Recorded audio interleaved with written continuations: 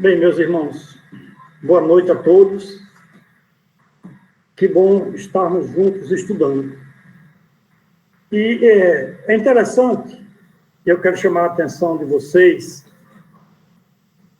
para o que está ocorrendo. Veja só,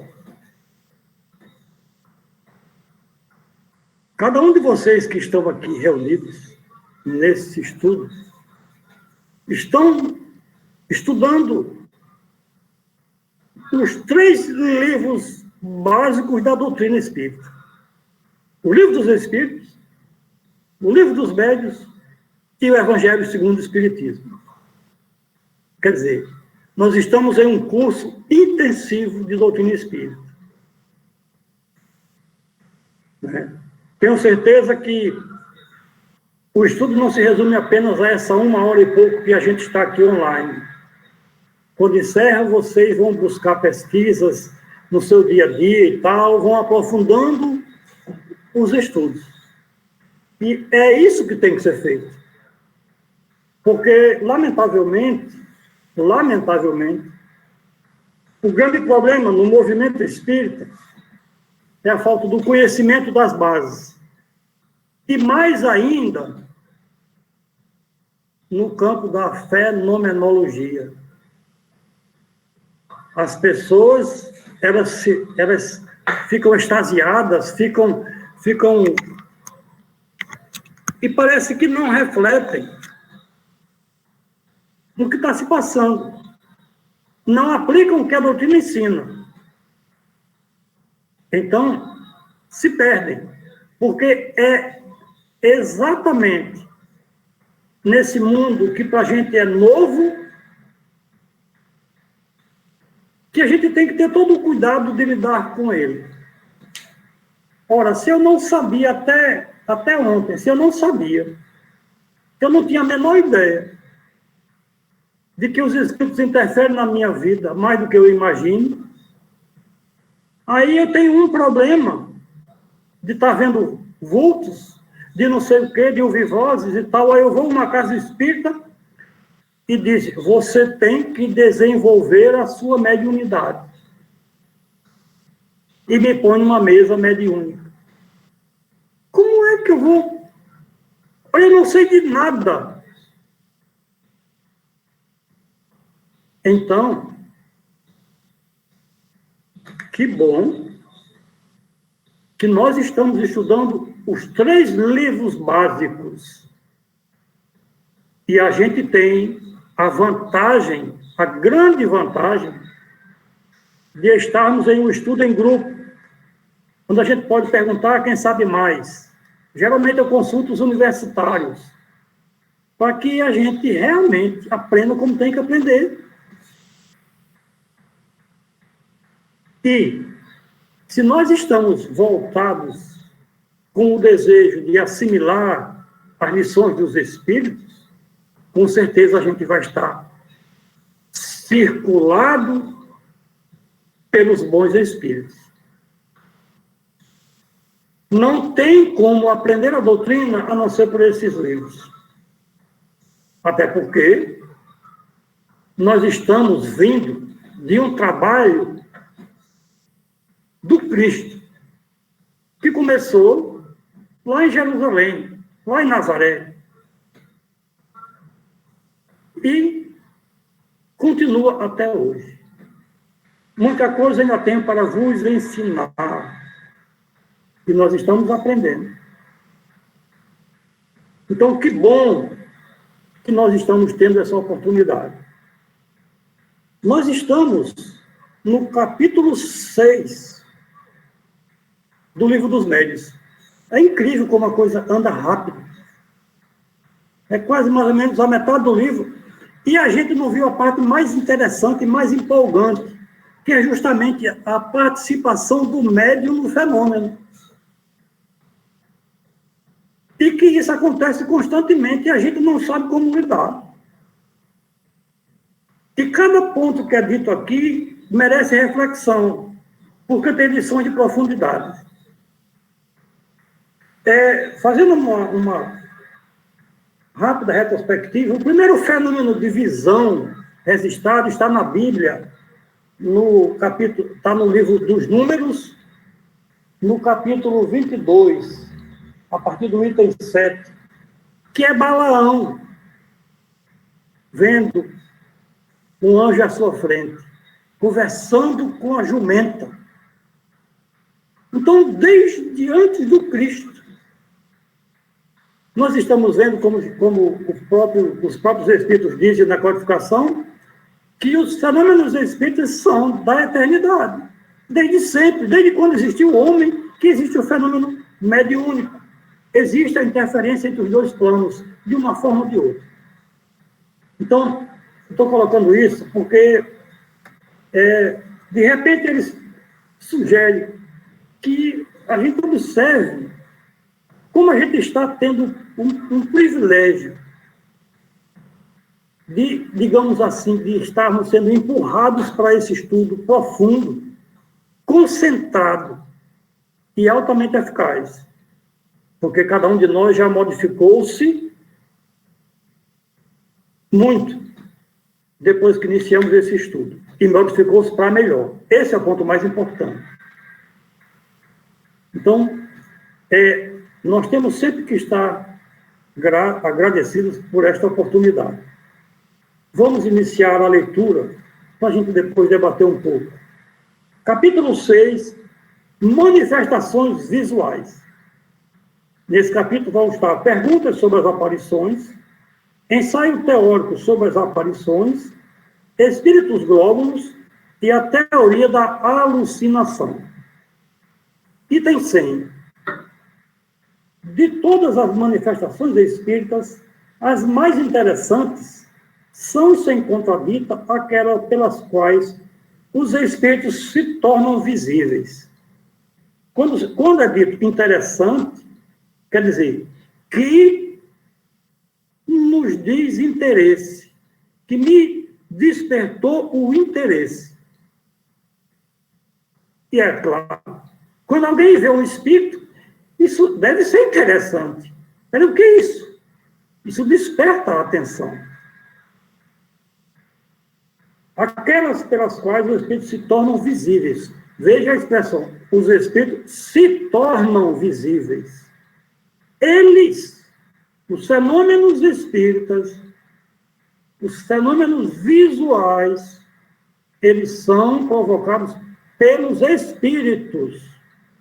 Novamente, vale salientar, ninguém pode promover fenômeno algum mediúnico, se os espíritos não o quiserem. Vamos seguindo. Ver-se-á pela explicação deste fenômeno que ele não é mais sobrenatural do que os outros. Damos primeiro as respostas que a esse respeito foram dadas pelos espíritos. Aí ele vai colocar a primeira pergunta. Os espíritos podem se tornar visíveis? E os espíritos responderam sim, sobretudo durante o sono. Entretanto, certas pessoas o veem durante a vigília, mas é muito raro. Tá? Olha aí. Quer dizer que os espíritos aparecem, se tornam visíveis no sono. Como é? E ele diz que durante a vigília é raro. É raro. Como é bom a gente ter o conhecimento da base. Em uma determinada casa que eu frequentei e tal, tinha um presidente da casa que tinha um amigo, o nome do amigo era Nazário, que o cara tinha uma mediunidade de evidência tão grande que na rua ele não sabia separar o que era espírito encarnado do que era espírito desencarnado. Em total confronto ao que está sendo dito aqui. E mais à frente a gente vai ver novamente o desmentido dessa informação dele. Então, quando a gente conhece e ouve um depoimento desse, a gente sabe que aquilo que está sendo dito não tem procedência. Algo está equivocado. Vamos seguir adiante. E aí, Kardec faz uma nota a essa resposta. Enquanto o corpo repousa, o espírito se desliga dos laços materiais. Ele está mais livre e pode mais facilmente ver os outros espíritos com os quais entra em comunicação. O sonho não é senão a lembrança deste estado. Quando não se lembra de nada, disse que não sonhou. Mas a alma não deixou de ver e gozar da sua liberdade. Nos ocupamos aqui, mais especialmente, das aparições no estado de vigília. Ele vai tratar dos casos que a gente vê no nosso cotidiano. E aí ele existe uma nota de rodapé. Ele orienta que a gente veja mais detalhes com relação ao sono, no Livro dos Espíritos, no capítulo Emancipação da Alma, questão número 409. Pergunta número 2. Os espíritos que se manifestam à visão pertencem mais a uma classe do que a outra? E a resposta é não. Podem pertencer a todas as classes, as mais elevadas como as mais inferiores. Isso indifere. Pergunta 3. É dado a todos os espíritos manifestarem-se visivelmente? E eles responderam, todos o podem. Mas não tem sempre a permissão nem a vontade. Novamente, a gente está vendo aqui ser dito que os fenômenos de visão, de aparições, eles são provocados pelos espíritos. Nós não podemos fazer nada. Pergunta número 4. Qual é o objetivo dos espíritos que se manifestam visivelmente? E a resposta deles é, isso depende. Segundo sua natureza, ele pode ser bom ou mau. Sim. Como essa permissão pode ser dada quando o objetivo é mau? E aí eles responderam, então, para experimentar aqueles aos quais aparecem. A intenção do espírito pode ser má, mas, porém, o resultado pode ser bom. Vai depender de como nós lidemos com isso. Pergunta número 6. Qual pode ser o objetivo dos espíritos que têm uma intenção má em se fazendo ver? E a resposta deles é amedrontar e, frequentemente, vingar-se. Kardec faz uma subdivisão. Qual é o dos espíritos que vem com uma boa intenção? Consolar as pessoas que os lamentam, provar que existem, que estão perto de vós, dar conselhos e, algumas vezes, reclamar assistência para eles mesmos. Pergunta número 7. Que inconvenientes haveria se a possibilidade de ver os espíritos fosse permanente e geral? Entra naquele caso que eu falei do amigo do dirigente da casa espírita. Não seria um meio de tirar as dúvidas dos mais incrédulos?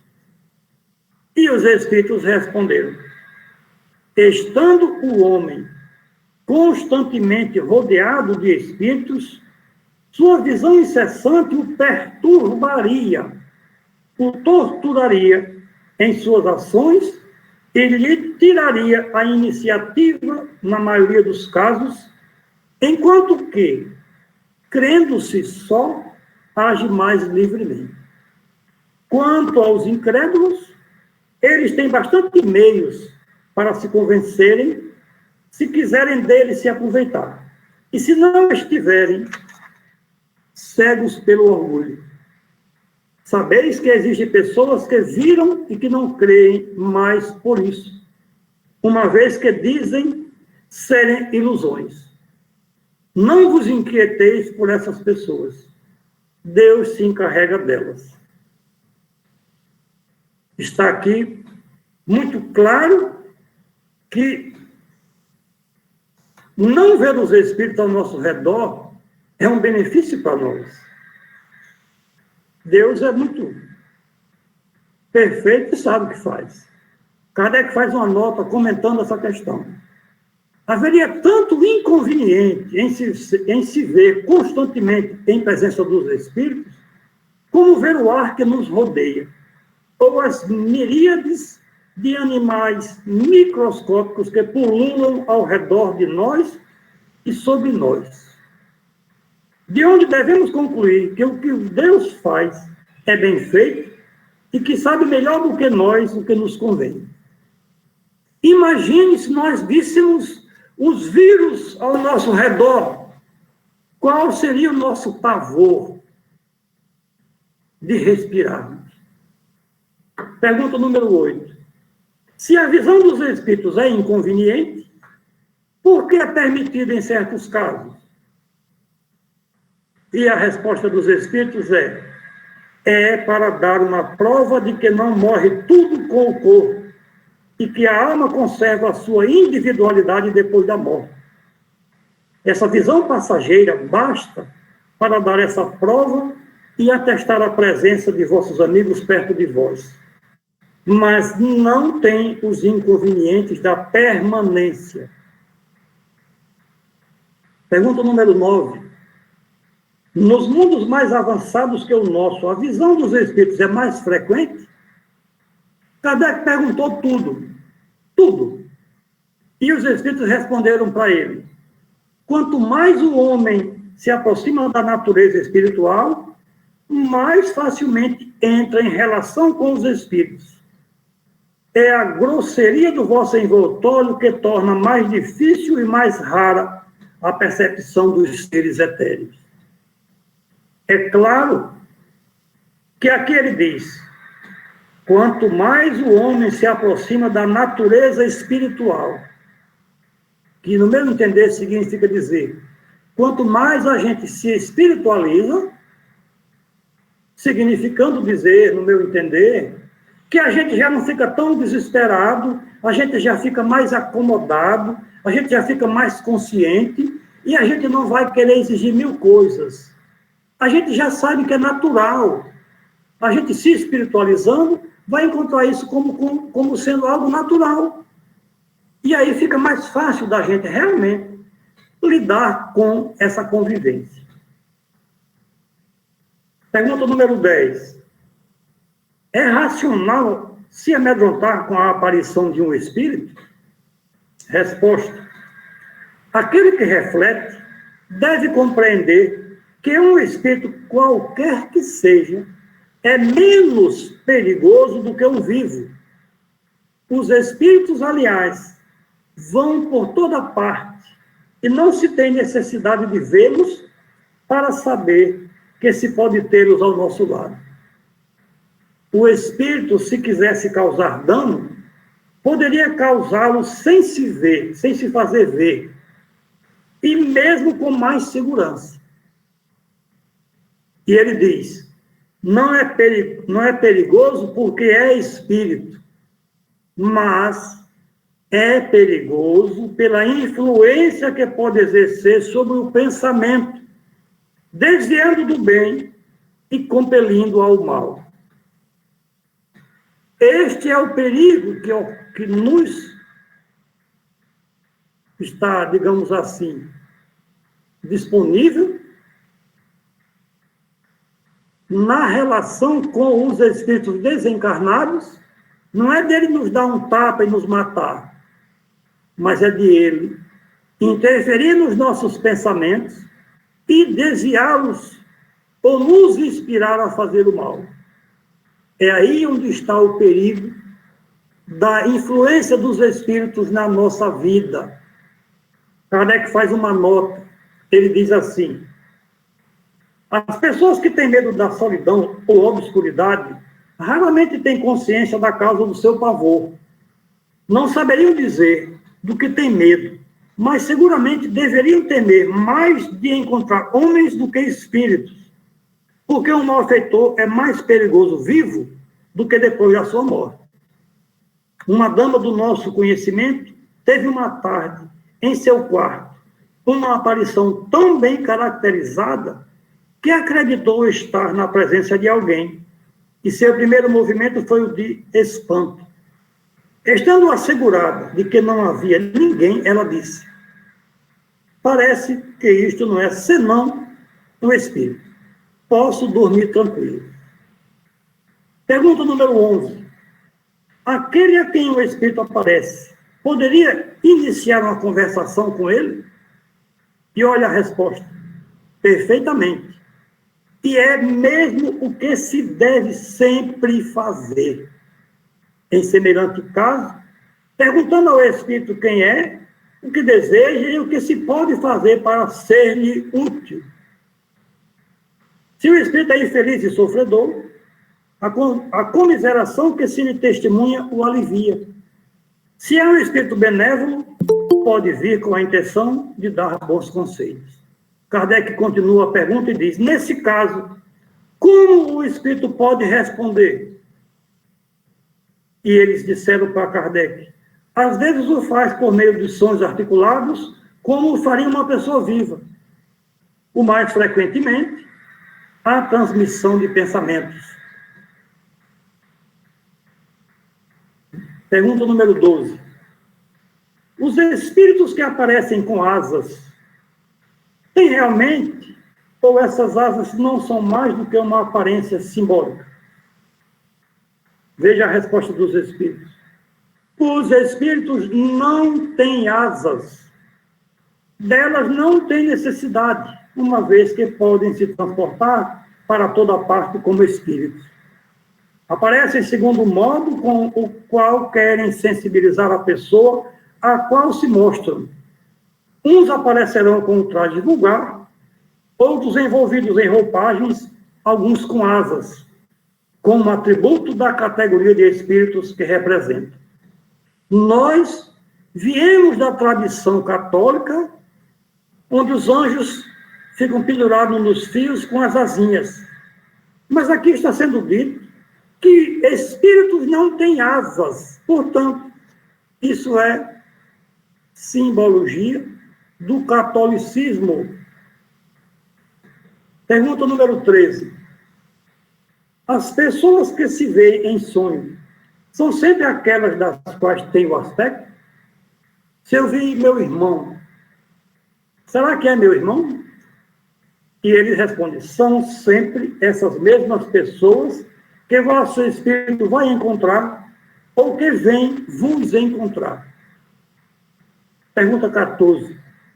Os espíritos zombeteiros não poderiam tomar a aparência de pessoas que nos são caras para nos induzir ao erro?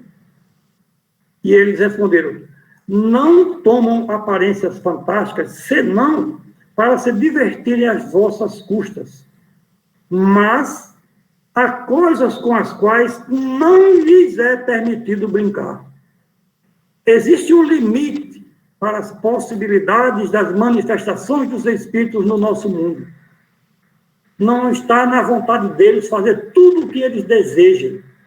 Nós já vimos na relação, quando diz os espíritos poderiam fazer uma substância venenosa, e eles disseram que pode, mas isso não lhes é permitido. Pergunta número 15.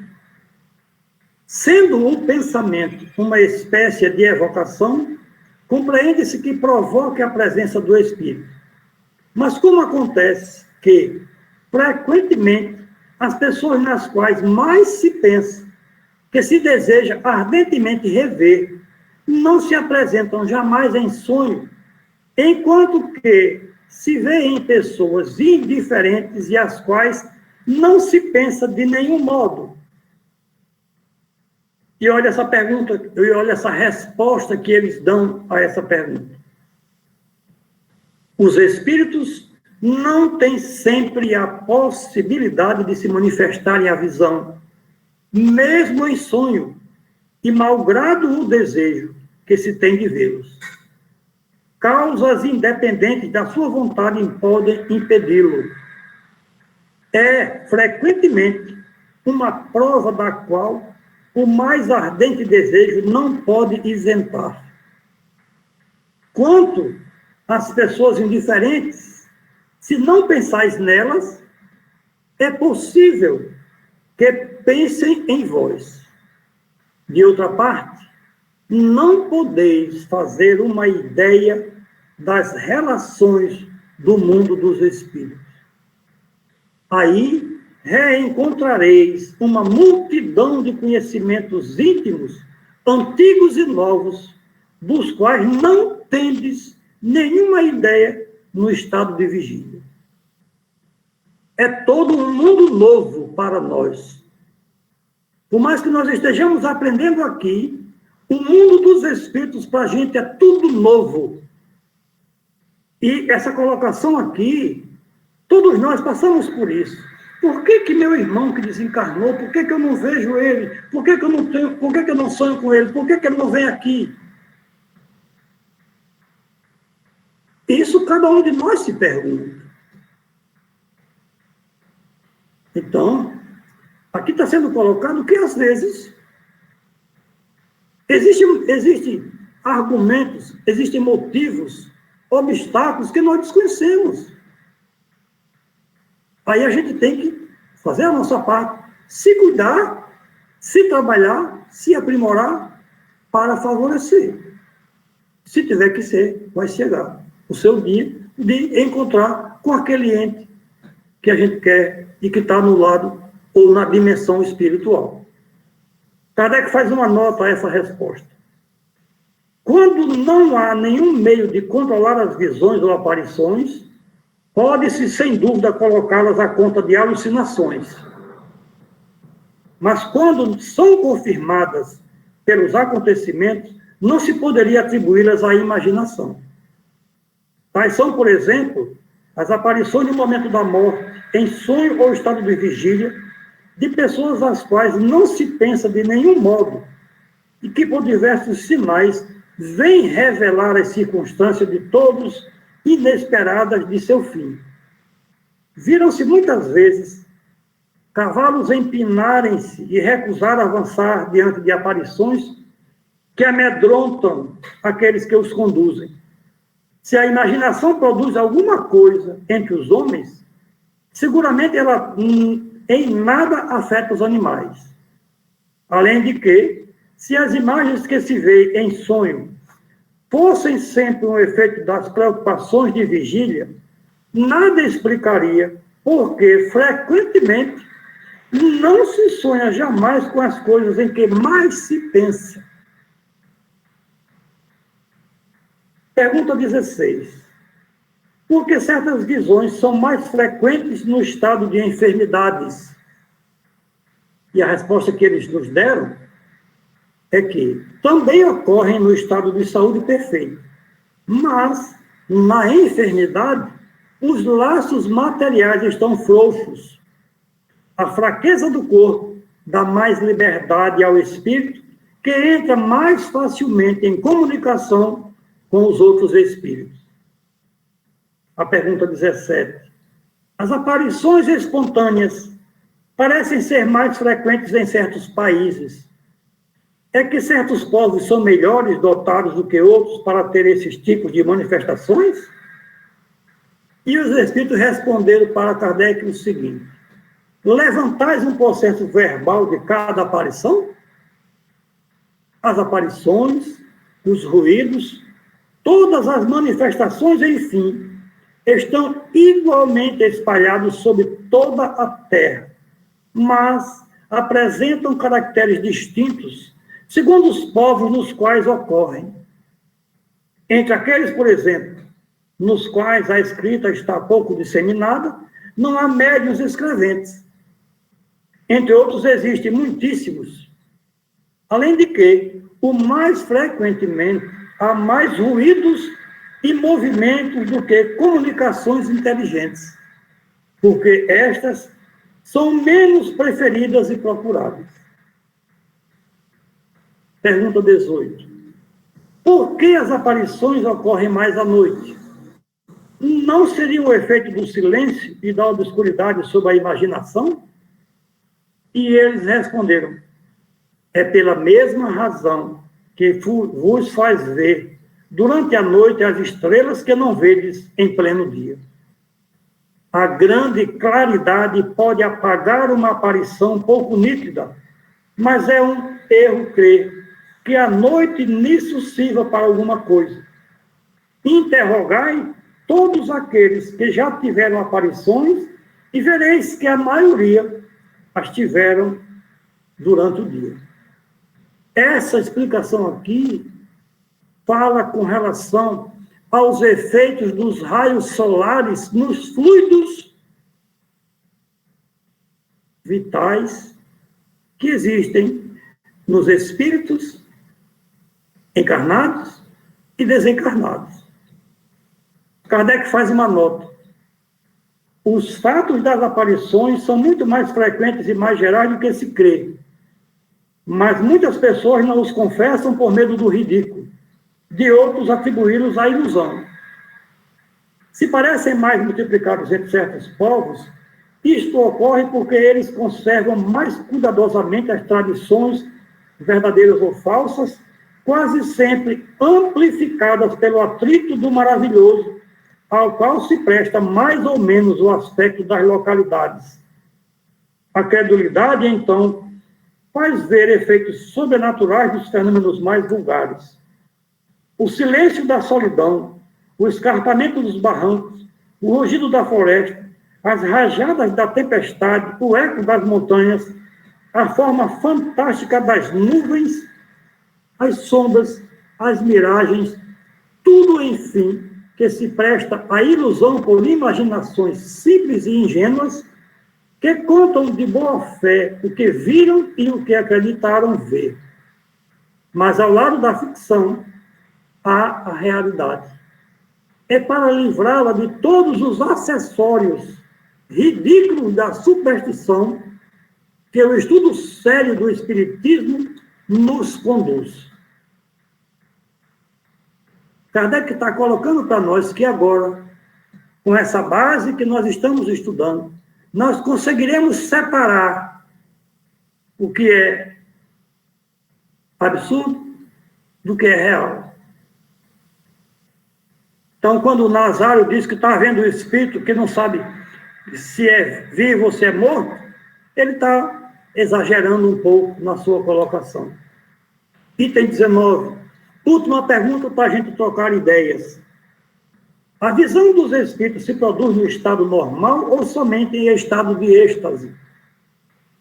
E eles responderam: pode ocorrer em condições perfeitamente normais. Entretanto, as pessoas que os veem bastante frequentemente estão em um estado particular, vizinho do êxtase, que lhes dá uma espécie de dupla vista.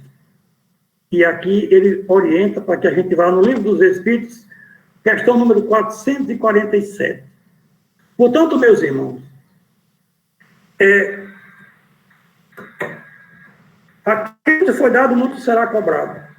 A humanidade já recebeu demais. E a humanidade está devendo muito. Porque veio para a humanidade o Cristo, colocar à disposição de todos nós o seu código de conduta moral, ensinando o sentimento da fraternidade, da irmandade.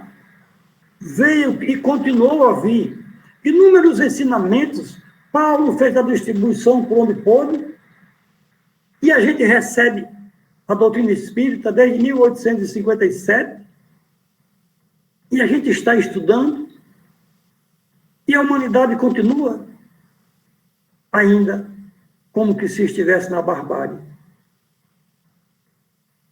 Claro que a gente tem que lembrar-se que eu preciso cuidar de mim para que eu possa, estando em equilíbrio, estando bem, cuidar do meu irmão que sofre.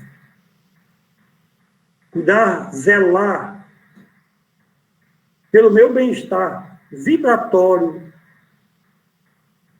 é cuidar do meu semelhante. Porque as minhas energias estarão em condições de serem úteis a eles que necessitam. Portanto, nós estamos recebendo constantemente o auxílio da espiritualidade superior. Cabe a nós favorecermos a introspecção, a absorção dessas lições e vivenciá-las no nosso cotidiano. Obrigado a vocês pela oportunidade de me externar em sua direção. Espero que de alguma forma eu possa ter ajudado e fiquemos à vontade para trocar ideias. Devolvo a palavra a você, Antônio. Bom, meus irmãos, que coisa boa, né? Que coisa boa nós estarmos aprendendo através dos livros da Base Espírita. E acredito que hoje nosso irmão Inácio tenha muito que nos elucidar, né? E para isso eu vou deixar a palavra aberta para vocês, meus irmãos, para que vocês possam questionar ou aditar algum comentário. Então, vamos prosseguir, abrindo o microfone, cada um por vez. Vamos aí ajudar o seu Inácio e ajudar-nos a nós. Bora.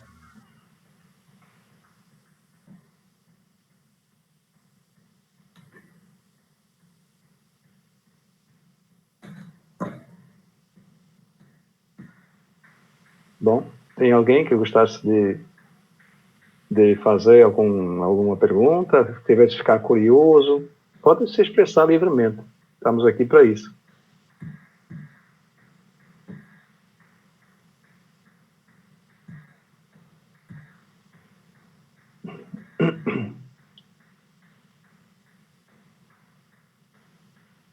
Já algum de nós aqui já teve alguma experiência nesse sentido, de pensar, de ver, de escutar?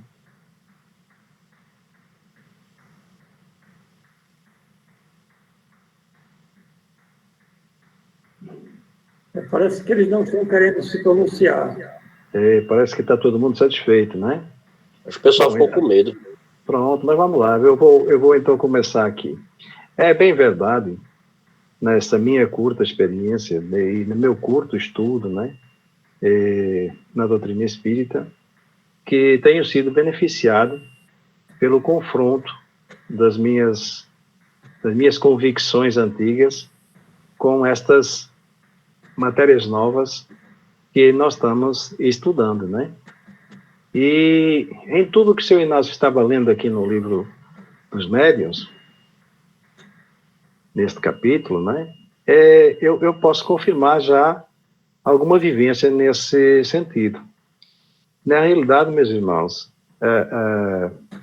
é muito mais confortável para nós termos a visão dos nossos irmãos espíritos durante o sono, porque durante o sono nós temos uma vida mais espiritual do que encarnada, né? Que o nosso corpo descansa, se reabastece de energias, se harmoniza com a natureza, vai vibrar mais próximo da frequência natural, e enquanto o espírito, ele se desprende e vai aurir de benefícios ou de instrução no plano espiritual. Mas, quando eu comecei a frequentar com o seu Inácio estudos mediúnicos, tive a oportunidade, alguns eu acho que já contei isso aqui, de verificar, de poder ver esse mundo espiritual cercano no próprio centro. E digo que não é fácil, não é fácil.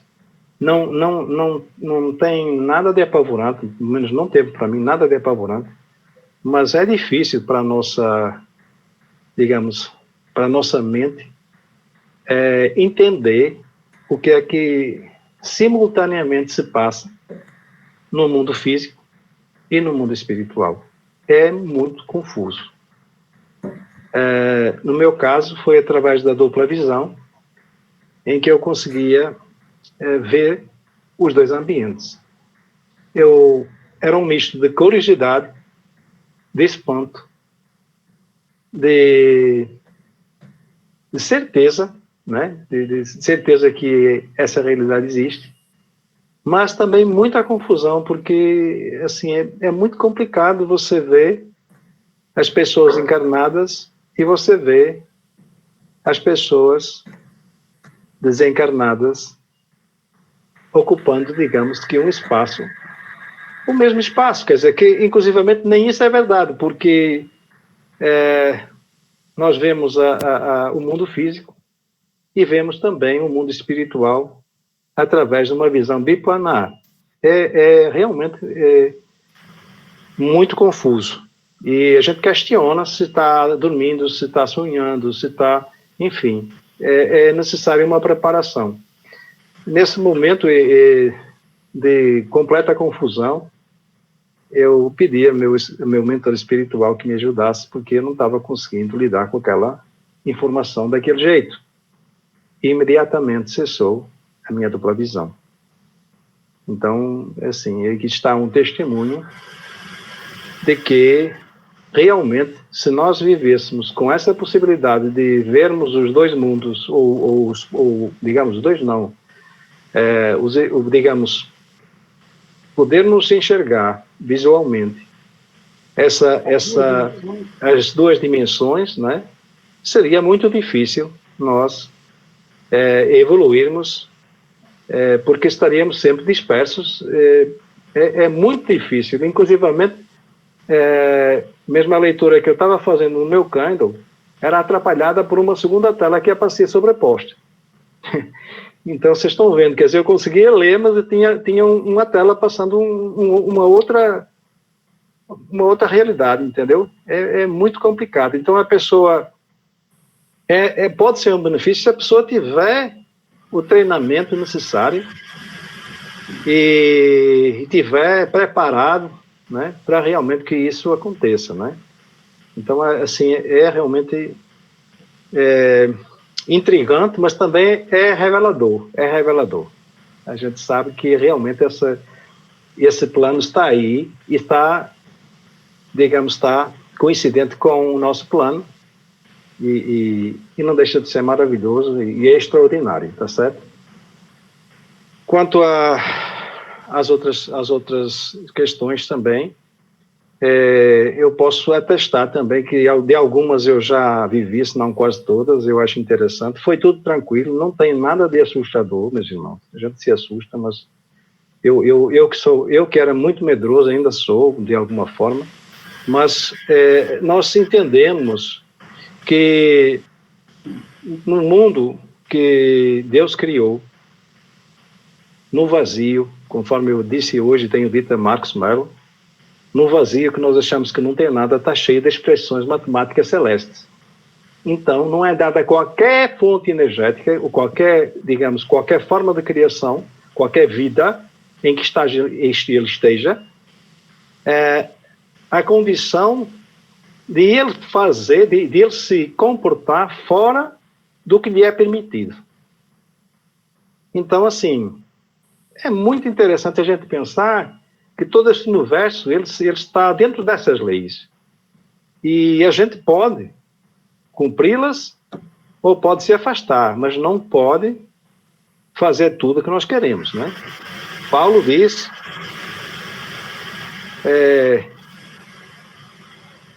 tudo eu posso, mas nem tudo me convém, né? E eu digo aqui um pouco mais, digamos, mais justo neste contexto, que eu posso até o limite das leis. As leis, elas definem uma proteção para todos. Eu não posso fazer mal do jeito que eu quero, né? Ou não devo. E nesse intercâmbio planar, não é? Interplanar, as coisas têm as leis também, não é? Porque existe uma fronteira aí que ela só pode ser adentrada ou pode ser digamos, pode ser interferida de acordo com os limites que essas leis permitem. Eu acho que é mais ou menos isto. Quanto... Eu não sei, eu gostaria de saber se alguém ficou com curiosidade de alguma coisa que ou eu, ou o Sr. Inácio, o Marcos Mello, possamos responder. E aí, meus irmãos?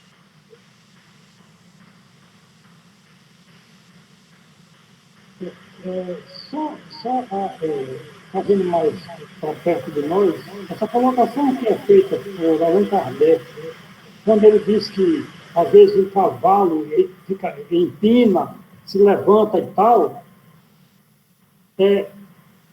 eu já vivenciei, e Antônio recentemente, não com o cavalo, mas com o cachorro.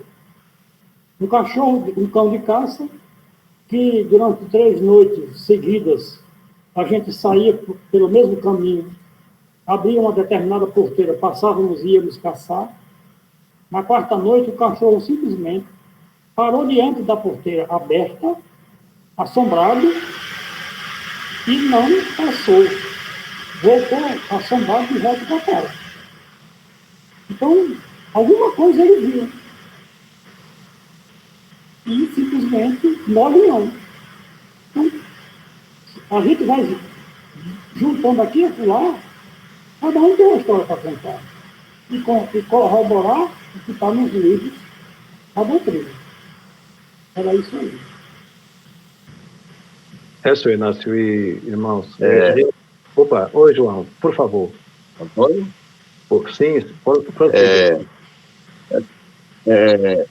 Muito importante esse tema de hoje, assim, né? Por exemplo, no meu caso, né, a minha mediunidade é mais de intuição, né? Assim, eu sinto a presença, né? Eu sinto a presença e realmente isso me deixa tranquilo. Ou seja, se eu chegar no ambiente e tiver alguma coisa desorganizada, espiritualmente falando, eu sinto. Eu realmente já sinto aquele impacto. Eu tenho experiência no sentido, por exemplo, lá em casa, nós temos, o seu Inácio falou sobre animais aí, a nossa atual cachorrinha, que ela de vez em quando a gente vê ela latindo. Por exemplo, essa semana aconteceu uma cena. A gente estava dormindo, né? Eu ia embarcar, mas aí eram umas 3 horas da madrugada. E ela começou a latir, a coar, e Messi pensava que era alguma pessoa, aí me chamou, João, tem alguém. E ela olhava assim para a porta do quarto da gente, e latindo, sabe? Mas é isso que o seu Inácio falou há pouco tempo. Ou seja, os animais, eles conseguem ver. Logicamente que não é uma forma consciente o quanto o ser humano, tá certo, consegue visualizar de uma forma mais consciente, né? Se um ser humano vê um espírito ou um vulto, você tem logo a noção de comentar a forma como você viu, o movimento, como ele interage com a gente, né? Mas os animais, em si, eles têm essa, como é que chama? Essa interação de uma forma mais animalizada, né? Quer dizer, eles veem, mas não é como um ser humano, né? Tá certo? Eu não sei se eu me expressei corretamente, senhor Inácio. Eu queria que o senhor tentasse explicar. A mediunidade, que vai colocar, ela evolui. E começou pelos efeitos físicos, e a sublimação da mediunidade é justamente a mediunidade inspirativa. Aí é onde a gente vai ter que trabalhar e conhecer a saber lidar com ela. Né? Então é preciso muito cuidado para a gente saber utilizar de uma forma proveitosa. Mas é isso aí. Bom, que bom. Quando o João de Deus falou do caso da cachorrinha dele, eu me lembrei. Eu tinha uma cachorra, uma labradora, extremamente dócil, que a gente tinha que ter muito cuidado, porque se qualquer pessoa chegasse aqui, levava ela. Era muito dócil ela. E tinha um rapaz que fez um serviço aqui na casa de frente da minha casa, um pedreiro, que trabalhou aqui com o vizinho.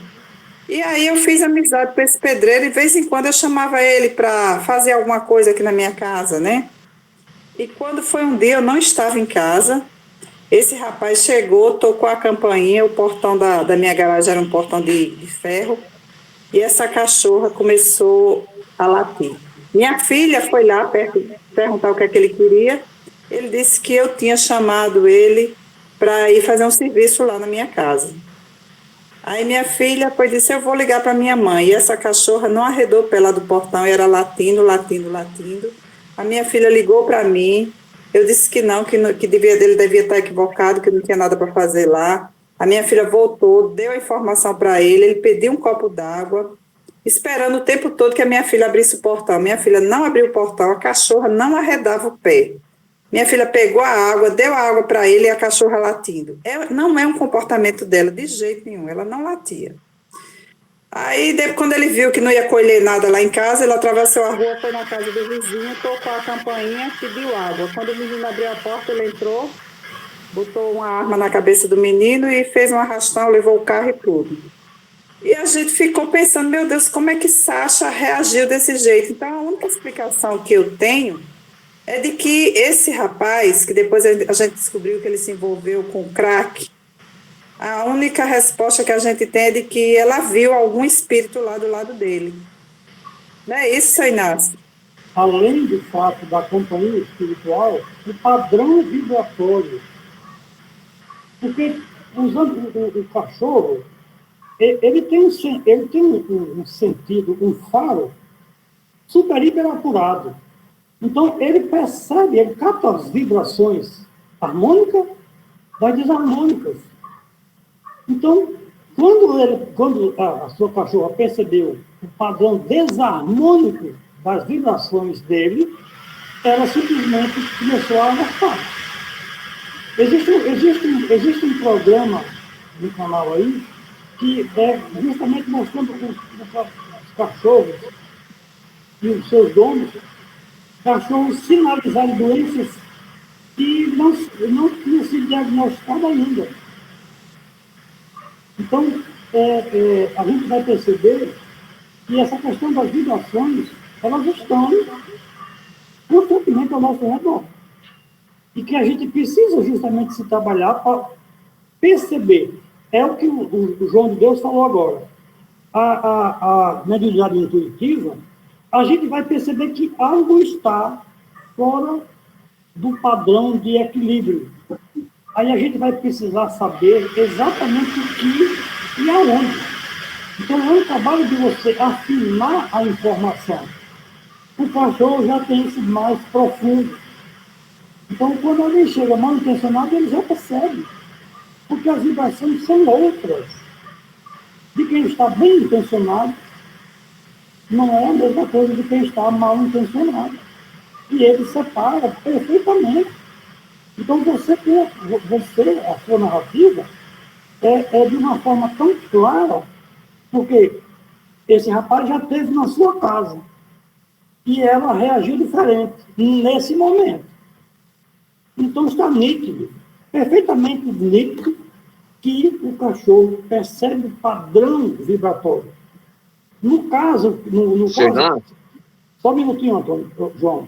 No caso que eu citei, só o cachorro percebeu que devia ter alguma entidade ali naquele portão, naquela porteira, que não era um bom espírito. Não tinha ninguém encarnado, porque éramos nós, os caçadores, e ele. Mas havia alguém que ele sinalizou na dimensão espiritual que estava ali. Talvez até nos esperando para entrar lá para dentro, ninguém sabe o que iria acontecer. Foi não, João. Seu Inácio, outra observação, rapidinho, Antônio, para você poder fazer a sua conclusão também. Há um ano atrás, teve um sobrinho de Messi, da minha esposa, que veio passar uns dias aí em Natal, aqui. Ele tinha, assim, ele chegou de Salvador meio, a gente sentiu, ele era meio agitado, né? E num certo momento, como a minha esposa, ela tem uma mediunidade de psicofonia, né? Eu cheguei em casa, tá certo? Ele tinha saído para ir trabalhar, esse menino, né? Que ele pegou um estágio na Cabo Telecom. E aí o irmão se apresentou através de Messenger, né? E de uma forma muito agressiva, ele muito agressivo, muito violento, e eu fui fazer o diálogo fraterno, né? Eu sei que na casa da gente não é apropriado você, como é que chama? Esses tipos de manifestações, mas quando acontece espontaneamente, você também pode interagir para tentar equilibrar a situação. Eu conversando com ele, e minha cachorra, na hora que a minha esposa ele começou a falar, através da comunicação mediúnica com a minha esposa, falando comigo, a cachorra ficou muito agitada, ela olhava assim para minha mulher sabe, latindo agressivamente. Aí, quando eu conversando, aí depois que eu pedi para o meu mentor espiritual, né, que aquela solução fosse contornada e tal, ele se saiu, né? Aí o mentor, né, se apresentou através da minha esposa e disse: olha, meu filho, a cachorra, toda a agitação da cachorra é porque ela estava vendo o irmão que estava falando através de sua esposa, certo? Assim, tudo bem. Aí, à noite, eu fui lá para o José da Maté, né? Lá, quando eu estava fazendo a consulta mediúnica, né? Eu trabalho lá na cabine do pessoal. Aí, um dos médicos, né, espirituais lá do centro chegou para mim e disse: meu filho, quando você chegar em casa, não esqueça de dar um passo na sua cachorra, fazer uma limpeza de fluidos, porque ela absorveu muita energia negativa desse irmão que falou através de sua esposa, certo? E realmente, quando eu cheguei em casa, a minha mestra está dizendo: rapaz, João, de um certo momento para cá, daquela hora que você saiu, Panqueca, né, a cachorra, o nome da minha cachorra, ela tá muito triste, sabe, tá meia, inclusive até vomitou e tal. Eu já sabia o que tinha acontecido, né?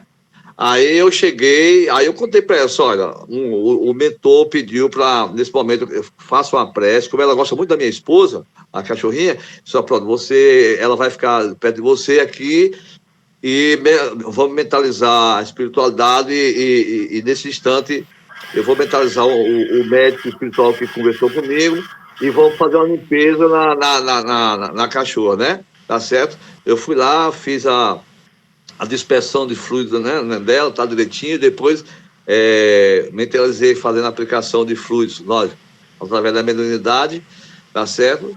E logo em seguida, de manhã cedo, já a cachorra amanheceu boazinha, bem espertinha, quer dizer, ela estava muito triste, acabrunhada, mas já no dia, olha, a cachorra, meu Deus, amanheceu muito melhor. Porque é exatamente isso, porque os animais, além deles terem essa forma de interagir, eles também absorvem, como se fosse um para-raio da casa, entendeu? Eles absorvem essa energia negativa de uma forma, às vezes, até que chega a um ponto de adoecer. Era isso que eu queria colocar, senhor Inácio. Beleza. Bom, meus irmãos, o senhor Inácio quer dizer alguma coisa? Não, né? Não, porque aí Beleza. é mais longe. Ok. Só pedindo mais um minuto aqui para colocar aqui o seguinte. Quando Allan Kardec ele fez os registros das manifestações, os fenômenos eram bem externos, né? E espetaculares, porque havia necessidade que assim o fosse para chamar a atenção das populações. Hoje, eles são mais íntimos e são praticamente naturais. Então, daí nós temos começado esta reunião com a orientação de que nós precisamos estudar, precisamos praticar experimentalmente, de forma controlada nos seus ambientes que, no caso, são as reuniões mediúnicas,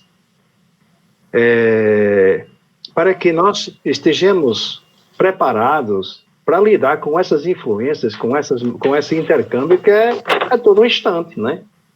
É só abrir uma brecha e lá está um irmão se comunicando conosco, e nós, se estivermos desavisados, podemos ser mal encaminhados, podemos ser mal orientados. Então, companhias boas, muitas. Companhias equivocadas, somente para que possamos ajudar esses irmãos a tomar o seu rumo certo. Então, mas aí não quer dizer que eu vou ajudá-lo se eu não estiver preparado. Se eu não estiver preparado, eu posso fazer um desserviço para ele e me prejudicar. Eu acredito que Marco Melo queira falar, é isso? Isso, Antônio, é bem breve. Pronto, então eu vou então parar aqui. Vamos, Marcos. Meus irmãos, como o Antônio falou no início, a sexta-feira era um dia que nós nos reunimos para o nosso exercício, né, a mediunidade e o estudo.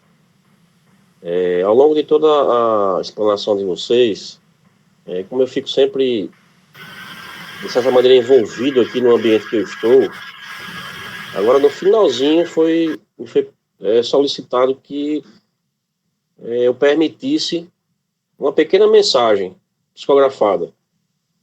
De forma amorosa, eu disse: Marcos, você me permitiria que eu fizesse uma escrita de uma mensagem para o grupo?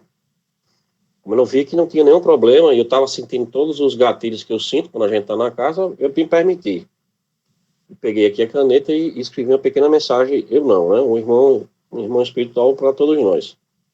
E ele começa assim: que nosso Senhor Jesus Cristo abençoe a todos vocês pelo trabalho e o estudo desenvolvido ao longo de tão longo período. Que a paz de nosso Senhor Jesus Cristo possa envolver a todos que fazem esse grupo. Meus irmãos, perseverem no trabalho com o auxílio do nosso Senhor Jesus Cristo. Graças a Deus. Obrigado a todos vocês. Aí ele cita o nome de algumas pessoas, né? E todos esses que compõem a estrutura nos 2 planos. Fiquemos em paz com Cristo Jesus, de um Espírito amigo. Uma simples mensagem de incentivo, sempre enaltecendo a figura do nosso Mestre Jesus, e que veio a corroborar com isso. Não tinha nada programado, né? Eu senti um envolvimento e me foi solicitado, e como a gente sabe, existem várias solicitações junto de todos nós, né? E como o Antônio falou, a gente pode permitir ou não, né? A gente pode desenvolver ou não. E sempre sentindo o ambiente e principalmente sentindo as energias que nos envolvem, né?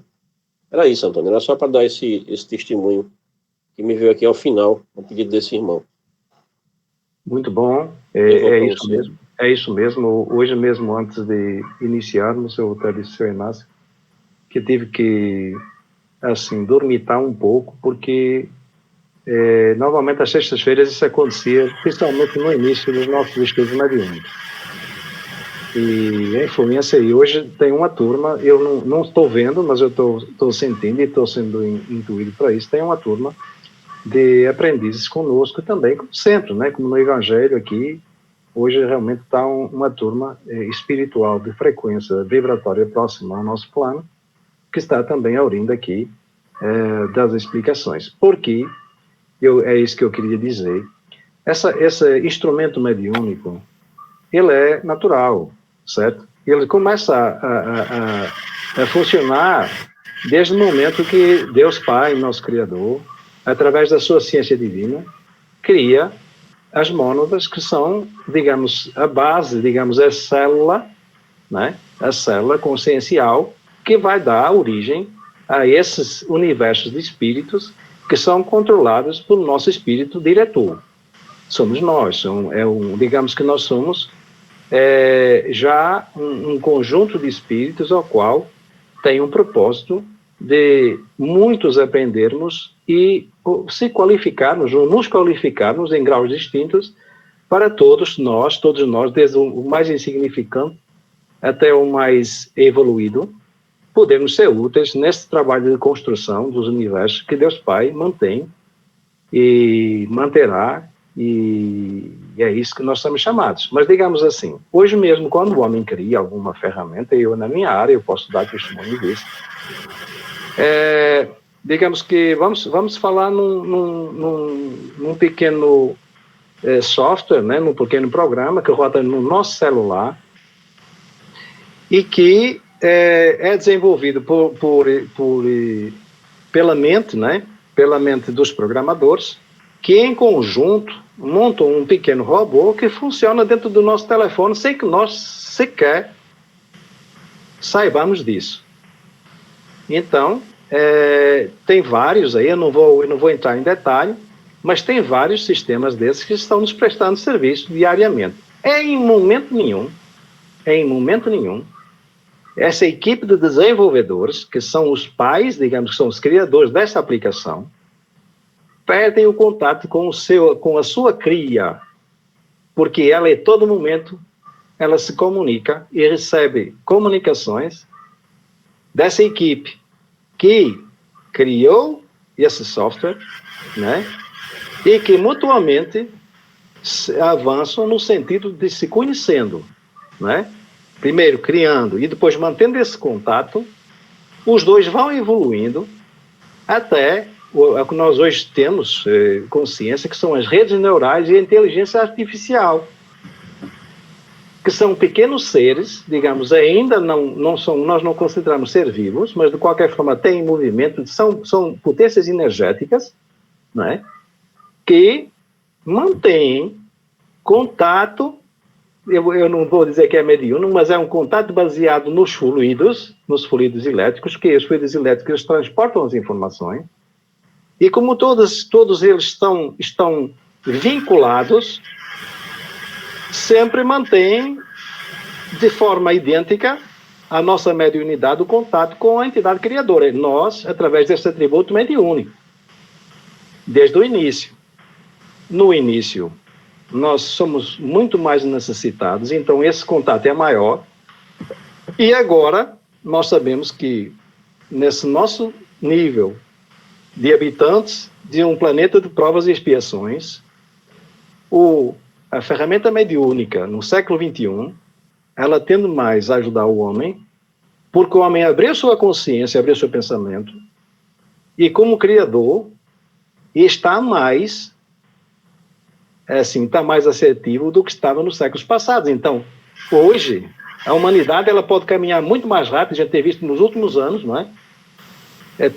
A guerra tem pedido espaço para as criações, né? Para as criações, vamos lá, mais benéficas, né? Mais caridosas, e que seja assim sempre. Então, esse atributo, essa ferramenta, ela vai ser utilizada com consciência ou sem a consciência disso, para conduzir e orientar os homens para que o seu tempo encarnado seja mais profícuo. Então, é assim, meus irmãos, temos que trabalhar, estudar e ganhar a consciência. Quanto à questão dos animais, né? É natural. Os animais, muitas vezes, eu acredito que até por caridade, para que nós não nos assustemos, aqui em casa quem vê é mel, né? Aqui em casa quem vê é mel. Mas eu consigo sentir, ela vê, eu sinto. Mas eu acho que até por caridade e por falta de preparação minha e da minha família, que os espíritos, quando são trazidos para aqui, para o nosso ambiente, e nós já aprendemos a acolhê-los, seja qual for o nível de necessidade que eles têm, em lhes desejando o bem, em nos conduzindo para as nossas reuniões, né? em lhes desejando realmente a evolução, né? Em compartilhando com ele até os nossos próprios sentimentos, as nossas emoções, as nossas sensações. Eu acho que, como irmãos que somos, isso que nos convém. E nós, quando estamos querendo fazer o bem, e Sr. Inácio, o senhor sabe que nas últimas, digamos que nos últimos dias, nos últimos meses, nas atividades de acolhimento fraterno, de diálogo fraterno, nós vemos muito isso. Nós vemos exatamente a ajuda de espírito encarnado para espírito encarnado, né? Com a interferência da equipe espiritual, né, que sempre nos acompanha. A gente está vendo aí os fatos, está vendo as realidades, está vendo aí o resultado positivo que isso traz para nós, que estamos tentando ajudar, e também para os irmãos que estão necessitados, tanto no estado encarnado quanto no estado desencarnado. Isso é um fato. Então, isso aí é por a realidade, e graças a Deus que nós estamos conseguindo sentir, não é preciso ver, é preciso sentir essa comunicação, esse intercâmbio espiritual.